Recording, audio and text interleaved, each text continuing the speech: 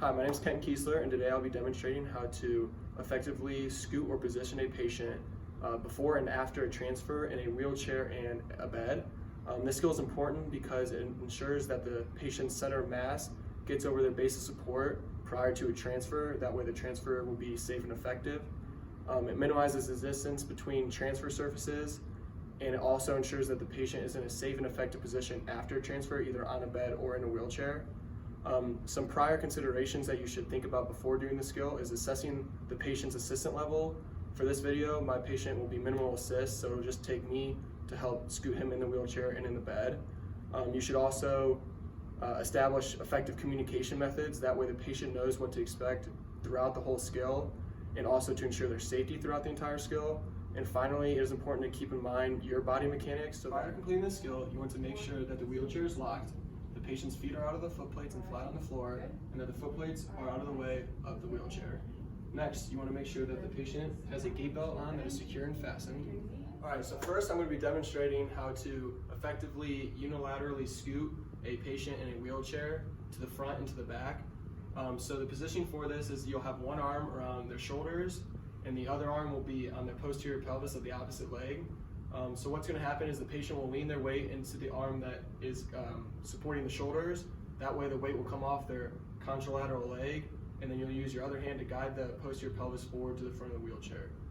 Once you have them in the front of the wheelchair, you'll do the same thing, except this time your arm will be under their thigh and you'll guide them to the back of the wheelchair. So I'm going to go ahead and place my one arm around your shoulders and my other arm behind your leg. Is that all right? Mm-hmm.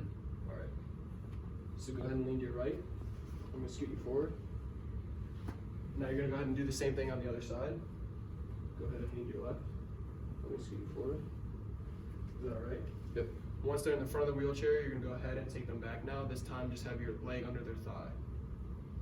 So go ahead and lean to your left. Back. And do the same thing on the other side.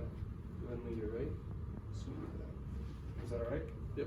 Now I'm going to demonstrate the bilateral pelvic scooting method. For this, you'll have your patient place their hands on the arm of the wheelchair and have their feet flat on the floor.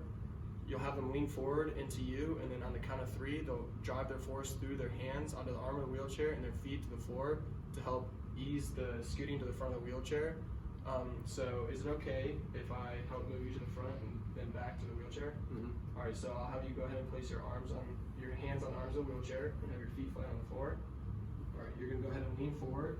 Then on the count of 3, push through your arms and legs, and I'm gonna scoot you forward. All right, 1, 2, 3. Was that all right? Yeah. All right, so now you'll do the same thing, except this time help guide them backwards. All right, so go ahead and lean forward. 1, 2, 3. Is that all right? Mm-hmm. Now I'm gonna demonstrate the same 2 skills, however this time it'll be in a bed. Again, it's important to make sure that the bed is at a proper height so that the patient's feet are flat on the floor, the air around is clear, and that they have a secure and fastened gait belt on if you have access to one. So first I'm going to go ahead and demonstrate the unilateral pelvic slide. It's going to be very similar to that of a wheelchair, however this time it's just going to be in a bed. So you're going to have the patient lean into the arm that's supporting their shoulders to take weight off their contralateral limb, and then guide their pelvis forward until they're at the front of the bed. And then once they're at the front of the bed, you'll do the same thing, however this time you'll push them to more towards the middle of the bed by having your hand under their thigh this time. So Justin, I'm going to help move you to the front of the bed, then back to the middle of the bed. Is that okay? Yep. All right, so I'm going to go ahead and place my right arm around your shoulder and then my other arm around your opposite leg. Is that okay? Yeah. All right. So go ahead and lean to your left. Okay. I'm going to scoot you forward. And now you're going to do the same thing on the other side. Go ahead and lean to the right. Okay. I'm going to scoot you forward. Are you okay? Mm-hmm. So this time you're going to do it going back, and just to make sure that your hand is under their thigh this time. All right, so go ahead and lean to your left. I'm going to scoot you back. Go ahead and lean to your right. Scoot you back. All right, are you all right? Yeah. Finally, I'm going to demonstrate the bilateral pelvic scooting method in a bed. The main difference for this skill is that the patient will be pushing through a soft surface with their arms extended versus a wheelchair. This skill is very similar.